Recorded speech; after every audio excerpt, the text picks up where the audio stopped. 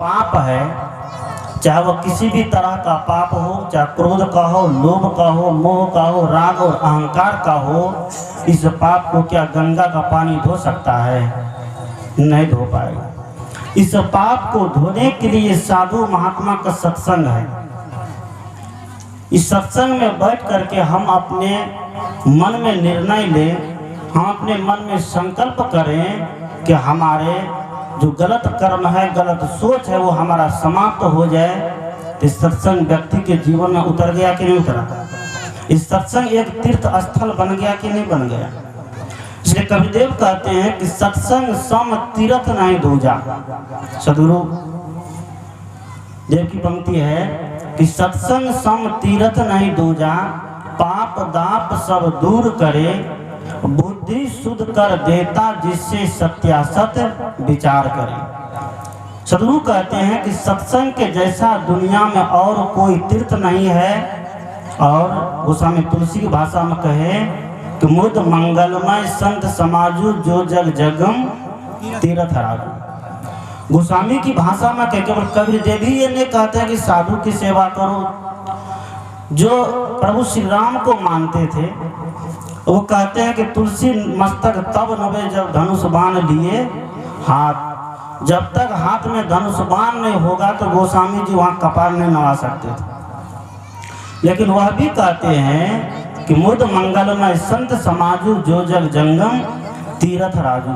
आज हम लोग ग्रंथ को खूब पढ़ते हैं और संत के समीप सत्संग में जाकर के बैठने से अपने आप को बड़ा छोटा महसूस करते। बहुत लोग हैं, आप लोग तो वैसे नहीं हैं, लेकिन दुनिया में कुछ ऐसे भी लोग हैं जो जन्म से अपने आप को बड़े मानते हैं, कर्म से नहीं। लेकिन आज हमारे धर्मशास्त्र में देखिए, जो लोग कहते हैं कि जन्म से हम बड़े हैं, वैसे लोग उन लोगों को पूजते हैं, उन लोगों की गद्दी पर बैठते हैं जो जन्म से तो बड़े नहीं लेकिन कर्म से वो बड़े हुए। वो बहुत छोटे तबके के लोग, छोटे जाति से, छोटे घर से वो जन्म लेकर के आज हमारे देश में आज उसके नाम पर व्यास गद्दी लगती है। कुछ लोगों की ऐसी मान्यता है कि हम जन्म से बड़े हैं। कविदेव कहते हैं कि जन्म से व्यक्ति कोई बड़ा नहीं है। जिसका भी जन्म हो, चाहे ब्राह्मण का जन्म हो, वैश्य का हो, शूद्र का हो, क्षत्रिय का हो, सबका जन्म एक जैसा होता है।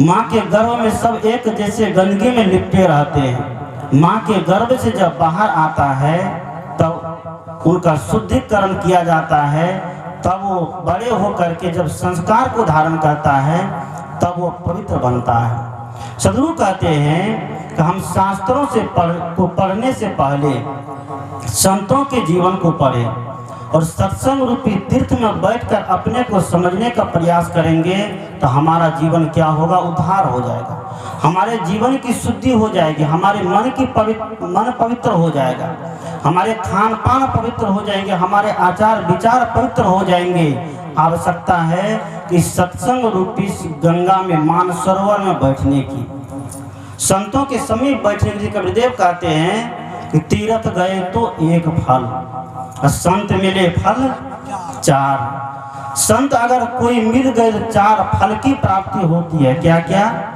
अर्थ, धर्म, काम और मोक्ष। ये चार फल है हमारे भारतीय दर्शन में, अर्थ, धर्म, काम और मोक्ष। ये संत की कृपा से मिलेगी। जब संत मिलते हैं तो अर्थ भी मिलते हैं। हमारा धन जो गलत मार्ग में जा रहा है, शराब पीने में जा रहा है, गोली बंदूक चलाने में जा रहा है, बेईमानी शैतानी करने में जा रहा है, लूट खसोट करने में जा रहा है, या धन का दुरुपयोग करते हैं किसी न किसी तरह। सदगुरु कहते हैं वो सब धन दुरुपयोग होने से क्या होता है? बच जाता है। और धर्म के क्षेत्र में आज व्यक्ति को बहुत भटकाव है। कोई राम राम जपने से मुक्ति मानता है, कोई कृष्ण नाम जपने से मुक्ति मानता है, कोई कहता है कि अगर हमारे पंथ में हमारे संप्रदाय की बात को ही लेकर के चलेंगे तभी आपकी मुक्ति होगी, नहीं तो मुक्ति मिलने वाली नहीं है। कबीरदेव कहते हैं कि ऐसी बात नहीं है, मुक्ति किसी की बपोती नहीं है।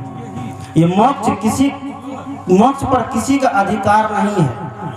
इसलिए एक साहब ने लिखा है कि मांगने से मुक्ति नहीं मिलती ऐ बुज़दिलो। अपनी जमी अपना आसमान पैदा कर, अपने आप में मधुमास पैदा कर, मांगने से मुक्ति नहीं मिलती ऐ बुज़दिलो।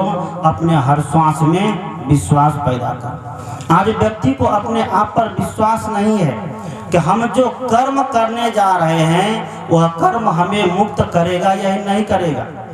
पाप कर्म करके भगवान के सामने हाथ कान पकड़ के उठ बैठ करता है, लेकिन वो भगवान कहते हैं कि तुम अपने कर्मों को सुंदर बना लो तो हमारे सामने कान पकड़ने की आवश्यकता नहीं बनी। भगवान से लोग डरता है लेकिन गलत कर्म करने से नहीं डरता है। संत कहते हैं कि भगवान से आप डरिए या नहीं डरिए, लेकिन आप गलत कर्म करने से डरिए।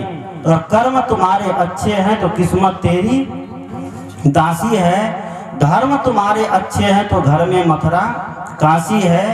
कर्म धर्म दोनों अच्छे तो जीव रहा अविनाशी है, और कर्म धर्म दोनों बिगड़े तो गले में यम की फांसी है। सदगुरु कहते हैं गले में जो हम यम की फांसी लेकर घूमते हैं, कभी तीर्थ में, कभी व्रत में, कभी मुहूर्त में, यहाँ ये फांसी हम एक संत लोग छोड़ा सकते हैं, गुरु ही हमें छोड़ा सकते हैं। कबीरदेव कहते हैं कि तीर्थ गए तो एक फल, संत मिले फल चार, और सदगुरु मिले अनेक फल, कहें कबीर विचार। कबीरदेव कहते हैं कि विचार करो।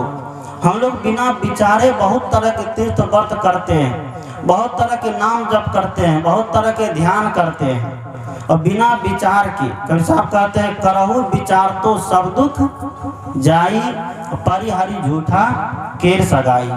सदगुरु कहते हैं जब हम विचार करने लग जाते हैं तब हमारे जीवन की शुद्धि चालू हो जाती है, तब हमारे जीवन की पवित्रता चालू हो जाती है। ये सदगुरु कबीर विचार मंच इस सत्संग हमें सीख देता है कि हमें करना क्या चाहिए, हमें चलना कैसे चाहिए, हमें बोलना कैसे चाहिए। इस सत्संग पंडाल लगा हुआ है, कल से ही ये कार्यक्रम चल रहा है। ये बड़ा पंडाल इसलिए लगाया जाता है कि व्यक्ति को कुछ दिन के लिए चार्ज रहे। ये बड़े पंडाल इसलिए लगाए जाते हैं कि व्यक्ति कुछ दिन तक चार्ज हो। घर में रहते रहते, परिवार में रहते रहते वहाँ के संपर्क से मन शिथिल पड़ जाता है। इसलिए इस पंडाल को लगाने का उद्देश्य है कि व्यक्ति को चार्ज किया जाए। जैसे देखिए बड़े बड़े मोबाइल आजकल सबके पास है, एंड्रॉइड फोन, किसी के पास आईफोन है, बड़े बड़े फोन है। ये बड़े बड़े फोन की बैटरी नहीं टिकती है, सुबह से शाम तक में क्या होता है, डिस्चार्ज हो जाता है। और पहले कुछ दिन पहले जाइए, अभी भी कुछ लोगों के पास है चालू छाप मोबाइल, जिसमें केवल आउट गोइंग होता है, फोन आता है सुन लेते हैं, और किसी को लगाना होता है तो फोन लगा के बात कर लेते हैं। ये बड़े फोन सुबह चार्ज करते हैं, शाम तक में क्या होता है, डिस्चार्ज हो जाता है। और छोटे फोन को एक बार चार्ज करिए तो एक सप्ताह तक जाता है, क्योंकि उसमें केवल बात करना और बात सुनाना होता है। उसको एक बार चार्ज करते हैं तो सप्ताह 5 दिन तक वह फोन चला जाता है। लेकिन ये चालू एंड्रॉइड फोन, बड़ा फोन, चूँकि इसमें इंटरनेट की सुविधा है, पूरा विश्व इसमें चलता है।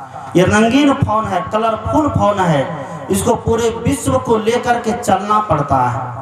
इसलिए इसकी बैटरी की लाइफ क्या है, बहुत कम है। लेकिन जो बहुत कम भार लेकर चलता है, ज़्यादा वजन नहीं लेता है, वो फोन बहुत दिन तक चल। सदगुरु कहते हैं जिस दिन हमारा जीवन चालू छाप फोन की तरह भारहीन हो जाएगा, जिस दिन हमारा जीवन चालू छाप फोन की तरह सादा सिंपल हो जाएगा, उस दिन हमारा जीवन, हमारे जीवन की क्या होगा, हमारे जीवन की प्रक्रिया बढ़ जाएगी, हमारे जीवन की शांति जो है बढ़ जाएगी, उसकी लाइफ बढ़ जाएगी, हमारे मन की पवित्रता का भाव बढ़ जाएगा।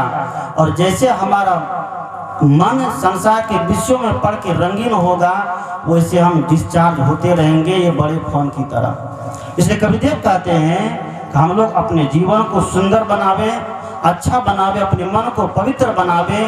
वो स्थल है इस संत सत्संग और संत गुरु का संग। मैंने कहा कि तीर्थ गए तो एक फल, संत मिले फल चार, सदगुरु मिले अनेक फल, कहें कबीर विचार। कबीरदेव कहते हैं विचार करिए। जिस दिन से हमारे अंदर विचार करने का भाव जग जाएगा, उस दिन से हमारा जीवन, हमारा मन, हमारा तन, हमारे कर्म सब कुछ क्या हो जाएंगे, पवित्र हो जाएंगे। बस इन्हीं शुभकामनाओं के साथ देता हूँ विराम अपनी वाणी में। बोलिए सदगुरुदेव की जय।